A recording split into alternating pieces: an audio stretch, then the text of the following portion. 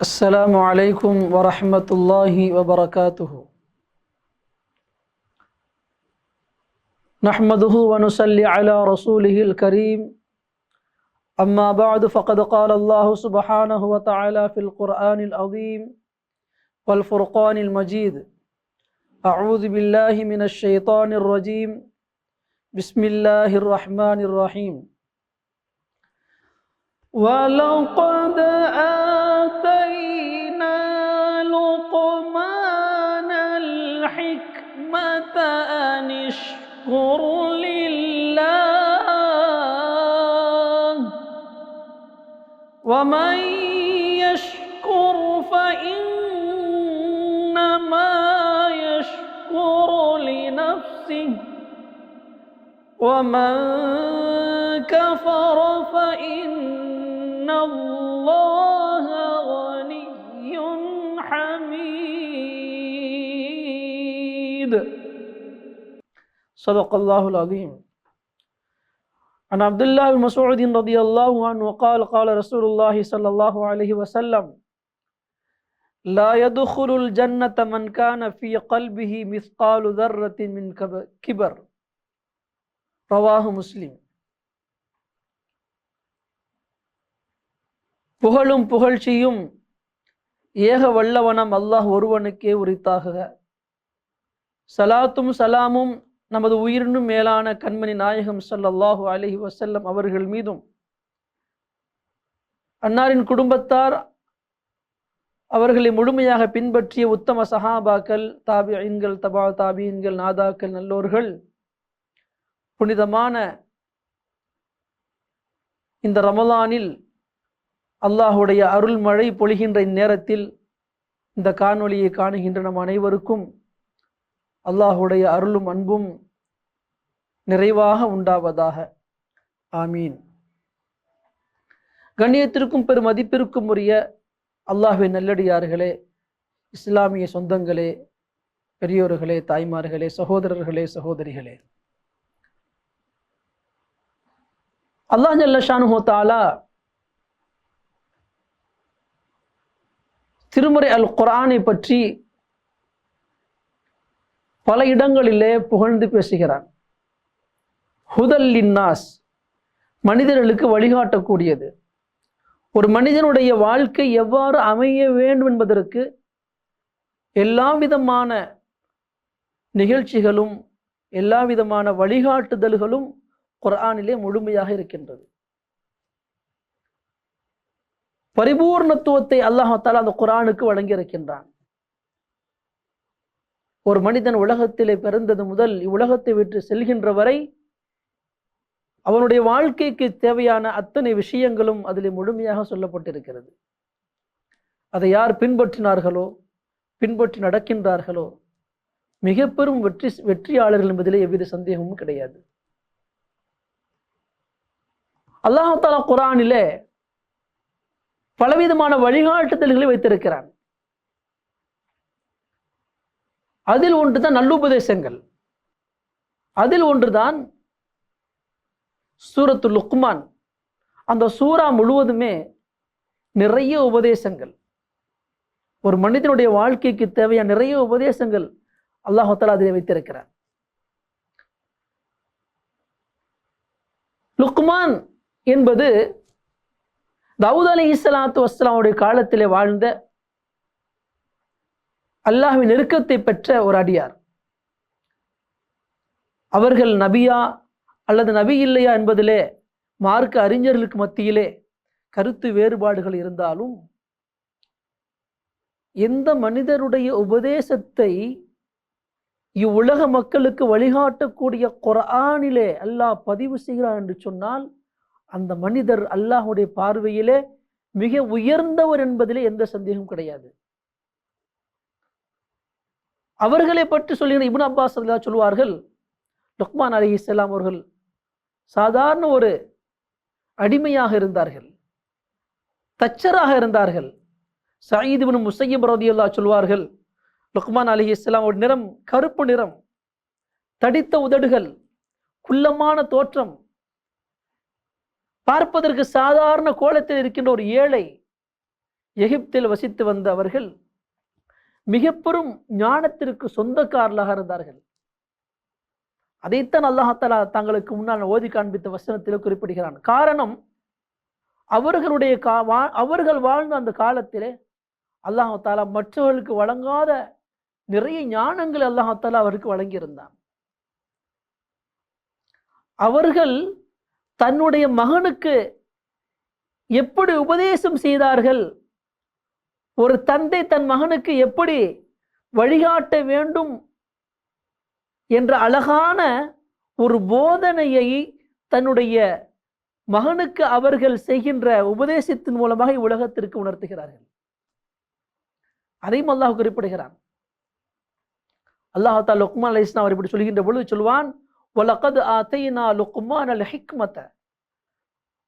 லுக்மான் அலைஹிஸ்ஸலாம் அவர்களுக்கு நாம் மிக பெரும் ஞானத்தை வழங்கியிருந்தோம். அனிஷ்குர் லில்லாஹ்,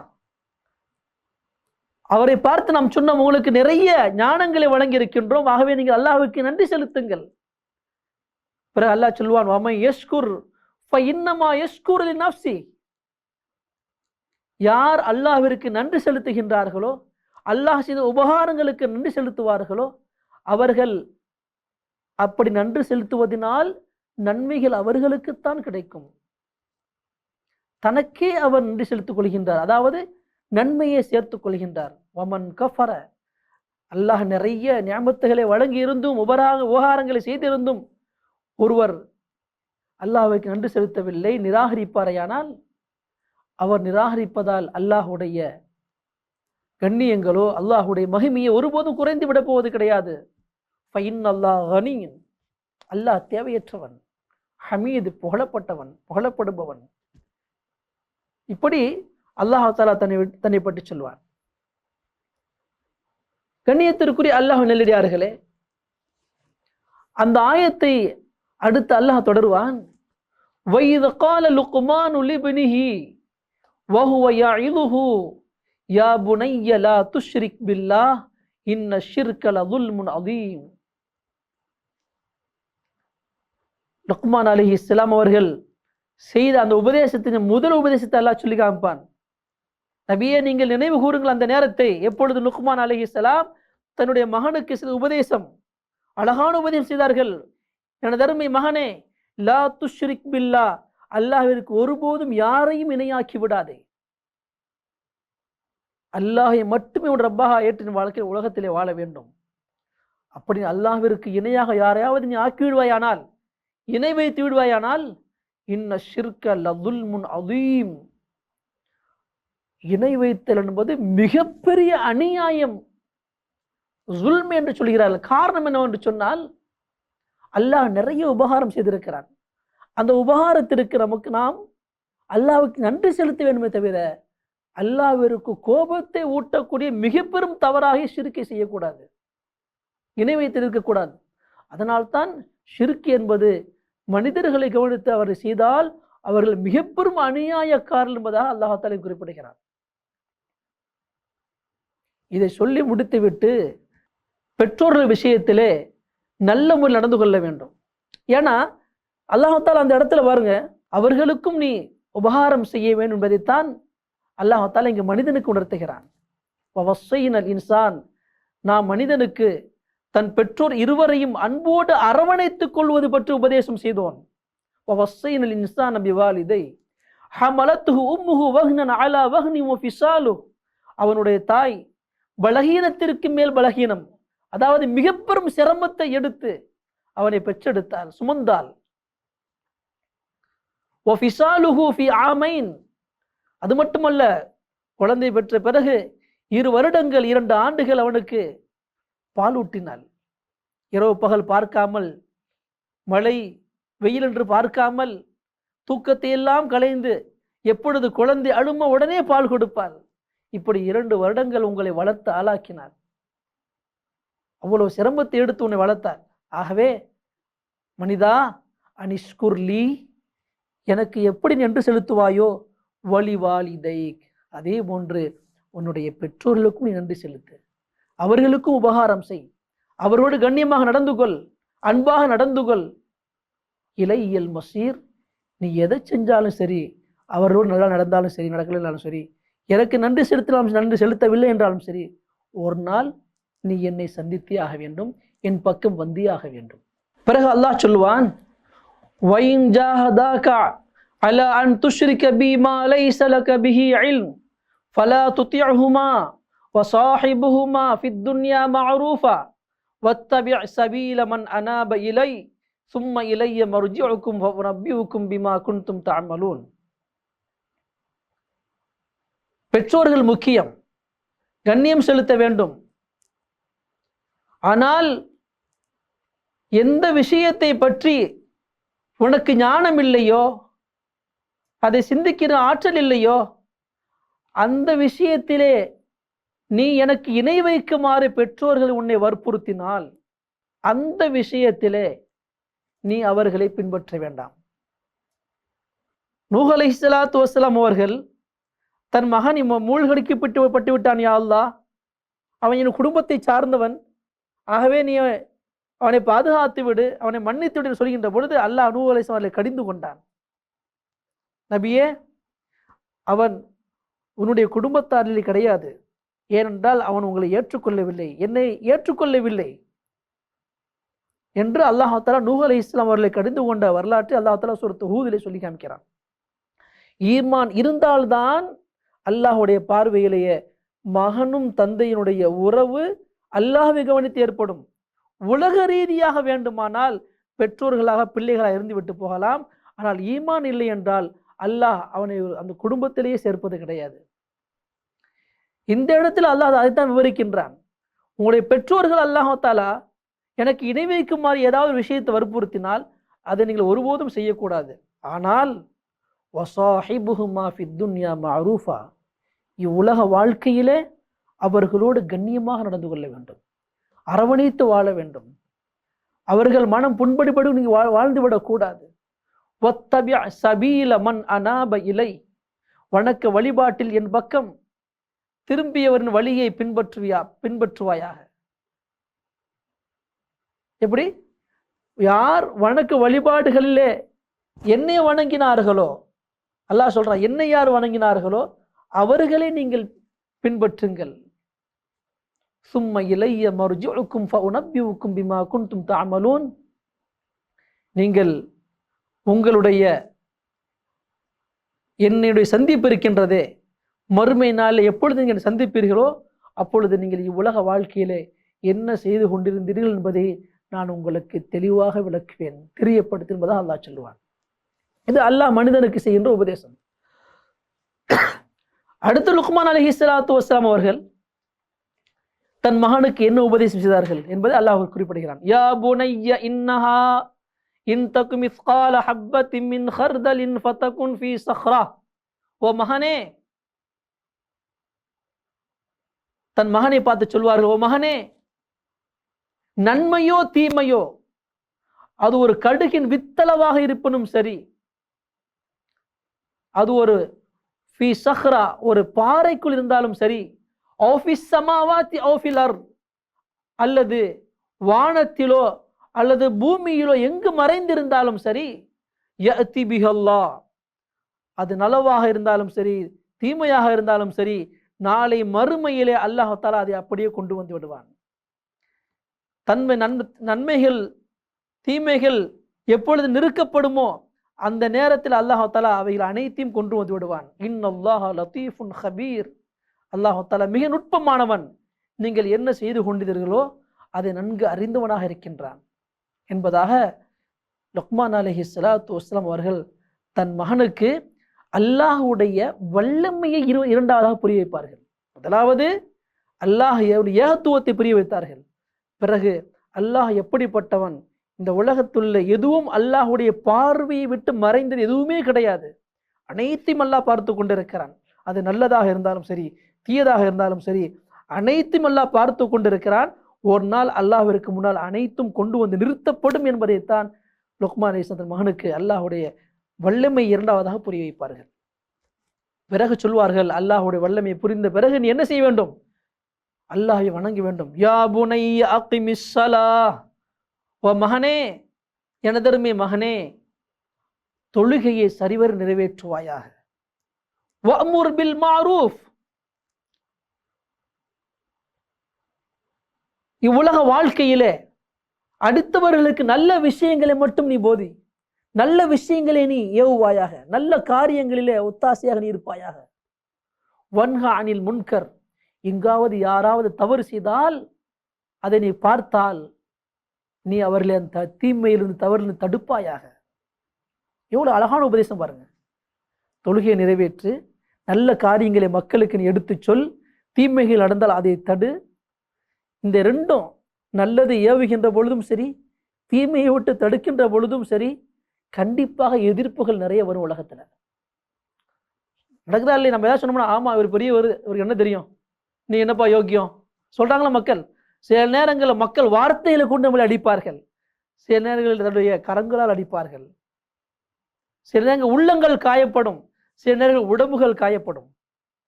இந்த ரெண்டும் அப்படிப்பட்ட வேலை. பெருமானார் ஸல்லல்லாஹு அலைஹி வஸல்லம் அவர்கள் மக்களுக்கு மத்தியில் எதுவும் சொல்லாத வரை அமீன் சாதிக் என்று புகழ்ந்த மக்கள் எப்பொழுது அல்லாஹ்வை பற்றி, அல்லாஹ்வுடைய ஏகத்துவத்தை பற்றி எடுத்து சொன்னார்களோ அப்பொழுது கல்லடிகளும் சொல்லடிகளும் விழுந்தன. நாம் எல்லாம் கேள்விப்பட்ட வரலாறுகள் அதுவெல்லாம். அதே போன்றுதான் உலக வாழ்க்கையில ஒரு மனிதன் நல்லது சொன்னால் அது பிடிக்காது, ஷைத்தான் கெடுப்பான் அவர்களை. தீமையை தடுத்தாலும் பிடிக்காது. இதுவெல்லாம் ஷைத்தானுடைய சூழ்ச்சிகள். அந்த நேரத்தில் உனக்கு கஷ்டங்கள் வரும், துன்பங்கள் வரும். அப்பொழுது வஸ்பிர் அலா மா அஸாபக், உனக்கு வருகின்ற அந்த கஷ்டத்தை நீ பொறுமையாக இரு. இன்ன ذلك மின் அஸ்மில் உமூர், நீ அப்படி பொறுமையாக இருப்பாயானால் இது மிக பெரும் உறுதியான ஒரு காரியம், மிக பெரும் ஒரு உயர்ந்த லட்சியத்துடைய காரியமாக இருக்கிறது என்பதாக லுக்மான் அலைஹிஸ்ஸலாம் தன் மகனுக்கு அழகான வணக்க வழிபாடுகளை சொல்லிக் கொடுப்பார்கள். அல்லாஹ்வுடைய ஏகத்துவத்தை பற்றி சொன்னவர்கள், இரண்டாவதாக அல்லாஹ்வுடைய வல்லமையை பற்றி சொன்னவர்கள், மூன்றாவதாக இவ்வுலக வாழ்க்கையில அல்லாஹ்வுக்கு செய்ய வேண்டிய கடமை, முதலாவது தொழுகை, இரண்டாவது மக்களுக்கு செய்ய வேண்டிய கடமை நன்மை ஏவி தீமையை தடுத்தல், மூன்றாவது அதன் அடுத்தபடியாக அதனால் வரக்கூடிய விளைவுகளை பொறுமையாக இருத்தல். இவைகளை அழகாக போதிப்பார்கள். பிறகு சொல்வார்கள், வலா துஸாயிர் ஹத்தக லின்னாஸ் வலா தம்ஷி ஃபில் அர்தி மரஹா. எப்பொழுது உனக்கு துன்பங்களும் கஷ்டங்களும் வருகின்றனவோ அல்லாஹ் தஆலா அந்த நேரத்தில் நீ பொறுமை காத்தால் உயர்ந்த கண்ணியங்களை கொடுத்து உயர்ந்த பதவிகளை அமர்த்தி விடுவான். இப்போ பார்க்குறோமா இல்லையா? ஒரு நேரத்தில் கல்லடி போட்டு சொல்லி பல நேரம் ஜெயிலுக்கு போனவர், சிரமத்துக்கு பட்டவர் ஒரு பதவிக்கு வந்துடுறாரு இல்லையா? ஆமாப்பா ரொம்ப ஒரு சமுதாய சேவை செய்யக்கூடியப்பா, அவருக்கு சான்ஸ் கொடுக்கலாம்ப்பா மக்கள் சொல்கிறாங்கல்ல.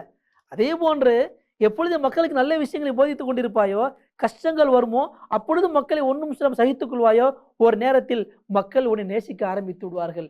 எப்பொழுது நேசிப்பார்களோ உனக்கு உயர்ந்த பதவிகள் கிடைக்கும். அந்த நேரத்திலே மக்கள் எப்பொழுது அல்லாஹ் உயர்ந்த அந்தஸ்தை கொடுத்து விட்டானோ அப்பொழுது மக்கள் உன்னை சந்திக்க வந்தால் பெருமையடித்தவனாக உன்னுடைய முகத்தை மக்களை விட்டு திருப்பிக் கொள்ளாது. இப்போ பார்க்குறோமா இல்லையா? ஒரு நேரத்தில் ரோட்டில் வந்து டீ ஆத்திட்டு இருந்துப்பாரு, இன்னைக்கு ஒரு எம்பியாவா எம்எல்ஏவா இருப்பார். அவரை பார்க்க போனோம்டா 1000 செக்யூரிட்டி இருக்கும், 1000 தடைகளை கடந்து அவர் பார்க்க முடியும். அல்லது ஒரு வந்த பிறகு பேச்சுக்கள் கடுமையான ஆணவ பேச்சுக்களாக இருக்கும். ஏன்னா வசதி இப்போ வந்துருச்சா இல்லையா? அதைத்தான் லுக்மான் சொல்றாங்க, உனக்கு எப்பொழுது அல்லாஹ் கண்ணியத்தையும் அந்தஸ்தையும் அதிகமாக கொடுப்பானோ அந்த நேரத்தில் நீ பெருமை எடுத்தவனாக இருந்து விடக்கூடாது. வலா துஸைர் ஹத்தக லின்னாஸ், பெருமையோடு உன்னுடைய முகத்தை மக்களை விட்டு திருப்பிக் கொள்ளாதே.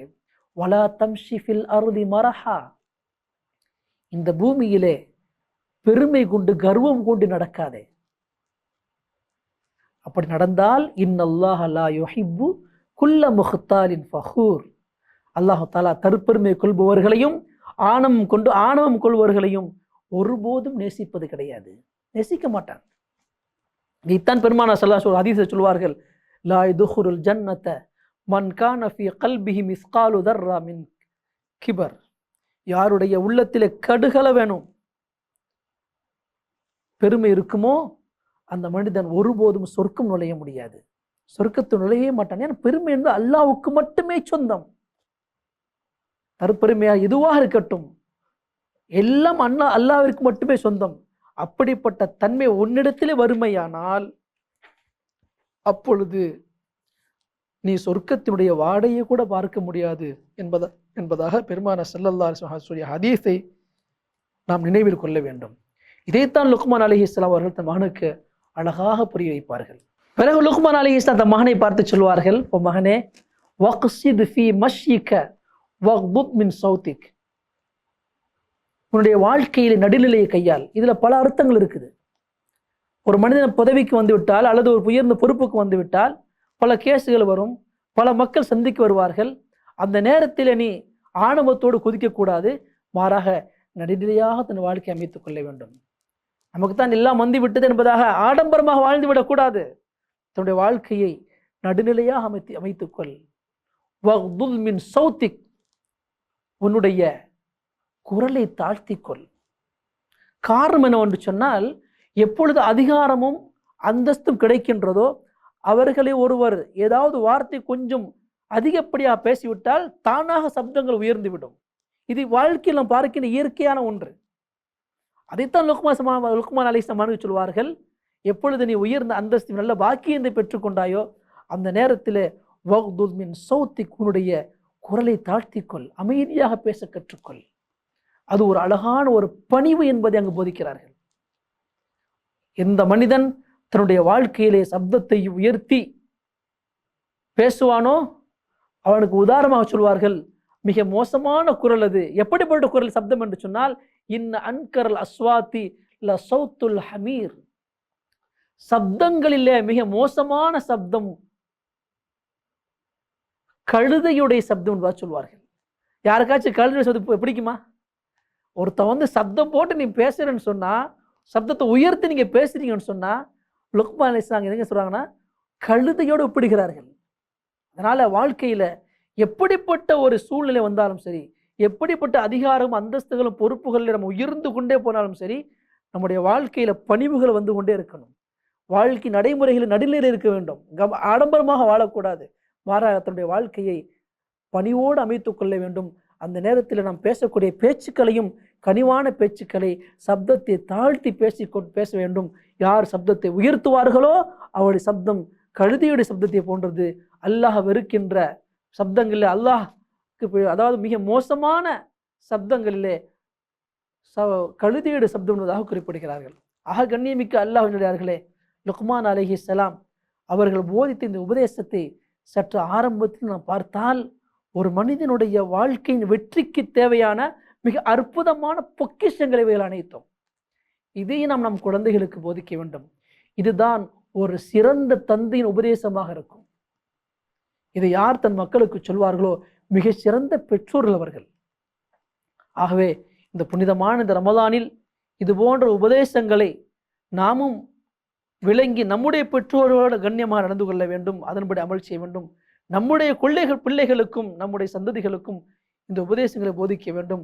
வல்ல ரஹ்மான் இந்த புனித ரமலானின் பரக்கத்தை கொண்டு நம்முடைய வாழ்க்கையில் லுக்மான் அலைஹிஸ்ஸலாம் அவர்கள் எப்படிப்பட்ட உபதேசங்களை தன் பிள்ளைகளுக்கு போதித்து வெற்றியடைந்தார்களோ, அல்லாஹ்வுடைய அருளை பெற்றார்களோ, அதுபோன்று நாமும் நம்முடைய பெற்றோர்களுக்கு நம்முடைய பிள்ளைகளுக்கு இந்த உபதேசங்களை எடுத்து சொல்லி அல்லாஹ்வுடைய அருளையும் அன்பையும் பெறுகின்ற பாக்கியத்தை நம் அனைவருக்கும் நசீபாக்குவானாக. ஆமீன். வாஹிர் தாவானா அல்ஹம்துலில்லாஹி ரப்பில் ஆலமீன். அஸ்ஸலாமு அலைக்கும் வரஹ்மத்துல்லாஹி வபரகாத்துஹு.